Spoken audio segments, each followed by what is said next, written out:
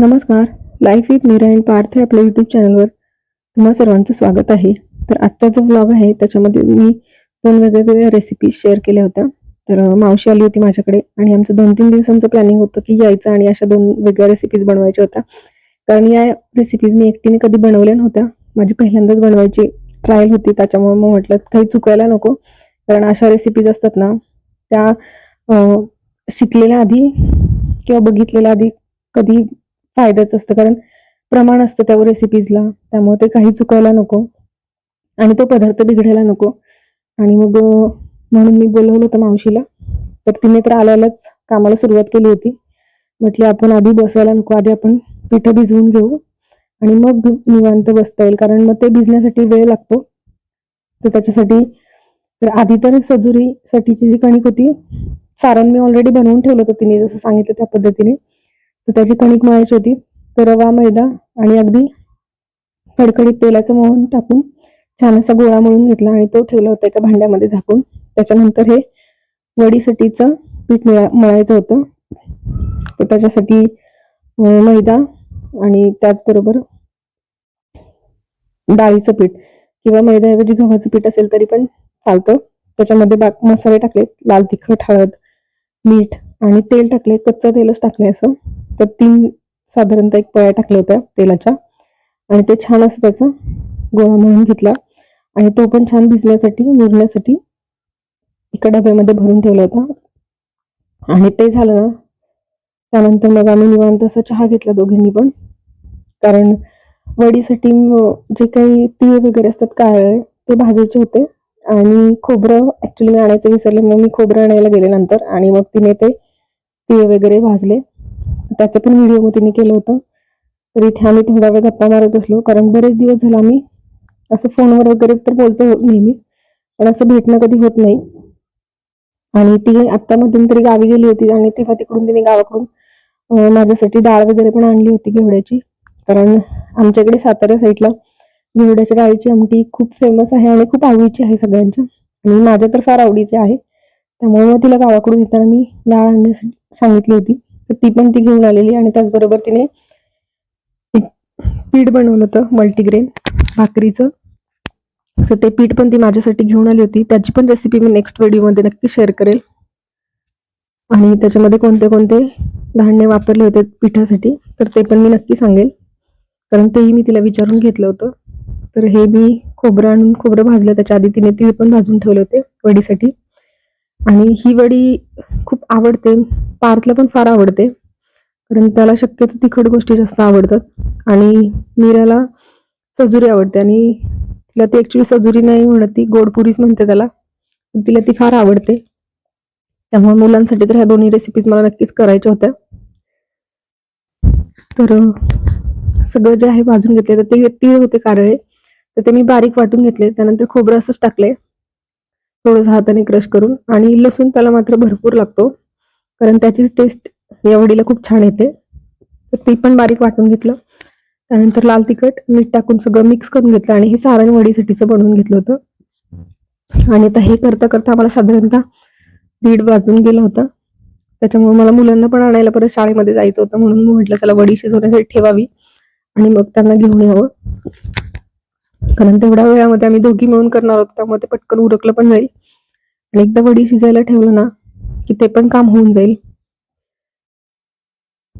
तर 4 समान आकाराचे गोळे करून घेतले होते आणि थोडंसं डाळीचं पीठ लावून हे लाटून घेतलंय.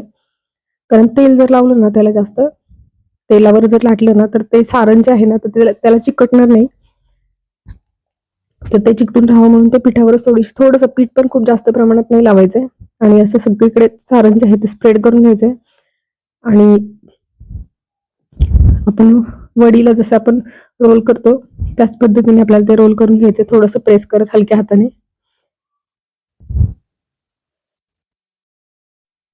तर बघू शकता सारण भरून झाले आणि आता ह्याच्या वड्या आहेत तर त्या कट करून घ्यायच्यात आणि मग उकडण्यासाठी ठेवायचेत. आणि उकडून झाल्यानंतर अशाही छान लागतात किंवा तेलामध्ये परतल्या ना तरी पण खूप छान लागतात. तर ह्या बनवून झालेच मुलांनी अशा शिजवलेल्या ज्या होत्या ना तशाच बऱ्याचशा खाल्ल्या, कारण त्यांना फार आवडतात. तर बघू शकता थोडंसं प्रेस करून घेतलंय सारण पडू नये म्हणून. आणि एका पातेल्यात पाणी घेतले, वर चाळण ठेवले आणि त्यावर उकडून घ्यायचे. आणि या उकडून होत आहेत तोपर्यंत मग मी पण मुलांना घेऊन आले होते. आणि आम्ही मग येताना बाहेरून थोडंसं नाश्त्यासाठी आणलं होतं, कारण सकाळी सकाळी ते आले ना त्यावेळेस आम्ही दोघींनी पण छान असे गरमागरम थालीपीठ, लोणी आणि उसळ असं खाल्लं होतं. त्यामुळे आता दुपारची फारशी भूक नव्हती. म्हटलं नाश्त्यासाठी काहीतरी आणावं म्हणून आम्ही वडापाव वगैरे घेऊन आलो. आणि खाऊन वगैरे झालं, नाश्ता वगैरे करून झाला की मग आम्ही टी पार्टी पण केली. मस्तपैकी चहा बनवला आल्याचा आणि चहा पार्टी पण आम्ही करून घेतली होती, कारण त्यानंतर आम्हाला परत सजुऱ्या बनवायच्या होता. म्हणजे आम्ही भेटलो होतो, पण भेटण्यापेक्षा जास्त आम्ही रेसिपीज करण्यामध्येच वेळ गेला आमचा बराचसा.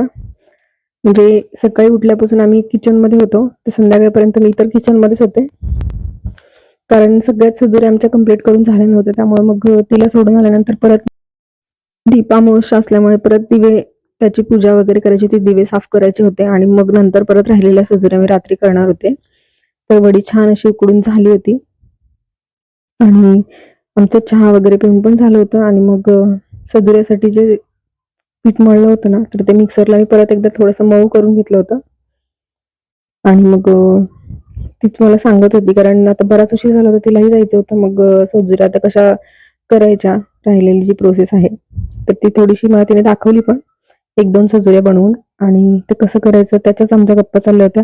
आणि शक्यतो आम्ही कधीही भेटलो ना तर बाकी कुठलं नाही, पण नवीन नवीन काही ना काहीतरी रेसिपीजच्या गप्पा मात्र आमच्या नेहमीच असतात.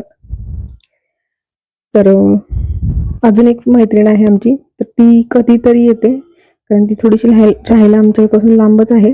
त्याच्यामुळे मग एकत्र आम्ही बरेच दिवस झाले आलोच नाहीयेत, कारण मावशी आणि माझं भेटणं होतं, कारण ती जवळच इथं राहिला त्याच्यामुळे. तर आता सजुऱ्या करून घेणार आहे, 1-2च सजुऱ्या बनवून घेतल्या. आणि त्यानंतर मला परत संध्याकाळच्या वेळेला पूजा वगैरे पण करायची होती. आणि त्यानंतर दिव्यांची पूजा केली, दिवे साफ केले, कणकेचे दिवे बनवले होते मी. आणि त्याच्यानंतर त्याचबरोबर दिव्यांची पूजा झाली की मुलांनी छान अशी शुभंकरोती वगैरे म्हटलं. आणि मग त्यांचं पण औक्षण केलं, मुलांचं पण.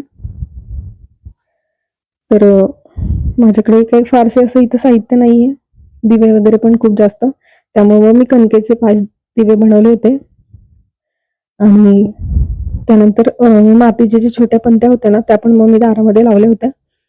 आणि माझं पंत्या वगैरे सगळं लावून दिव्यांची पूजा वगैरे करून झाली की मुलांनी मस्त शुभंकरोती, गणपती स्तोत्र वगैरे जे त्यांना स्कूलमध्ये पण असतं ते घरी पण म्हणतात. शक्यतो रोजच म्हणतात, पण कधी कधी राहतं त्यांच्याकडून विसरून. तर छान असे दिवे लावले आणि त्याच्यानंतर बाजूने छान अशी फुलांची मांडणी पण केली होती, पूजा पण केली. आणि आज अवनी पण आली होती आमच्याकडे, त्यामुळं तिने पण मुलांसोबत छान शुभंकरोती वगैरे म्हटली. आणि यांना सगळ्यांना पण ती पूजा वगैरे सगळं करायचंच होतं माझ्यासोबत, कारण मुलांचं असं असतं, बघून बघूनच बऱ्याचशा गोष्टी त्यांना अशा करायच्या असतात. तर मीराला तर वाचता वगैरे छान येतं, स्तोत्र वगैरे छान वाचते ती, त्याच्यामुळे मग तीच शिकवत होती पार्थ आणि अवनीला. आणि त्या तिघांनी, आणि आता मी करते म्हटल्यानंतर अवनीला आणि मीराला दोघींनाही पार्थचं औक्षण करायचं होतं, मग त्यांनीही नंतर शेवटी केलं. तर असा एक छोटासा व्लॉग होता. जर आजचा व्हिडिओ तुम्हाला आवडला असेल तर व्हिडिओला नक्की लाईक करा, कमेंट करा, शेअर करा. आणि आपल्या life with Meera and Parth या यूट्यूब चॅनलला सबस्क्राईब केलं नसेल तर नक्की सबस्क्राईब करा आणि बेल आयकॉनवर क्लिक करा, जेणेकरून येणारे जे नवीन नवीन व्हिडिओज आहेत तर त्याचं नोटिफिकेशन तुम्हाला सर्वात आधी मिळतील. चला तर मग भेटूया पुन्हा एकदा अशाच एका नवीन व्हिडिओमध्ये. तोपर्यंत stay healthy, stay happy. Thank you so much. Thanks to watching my video. Bye bye.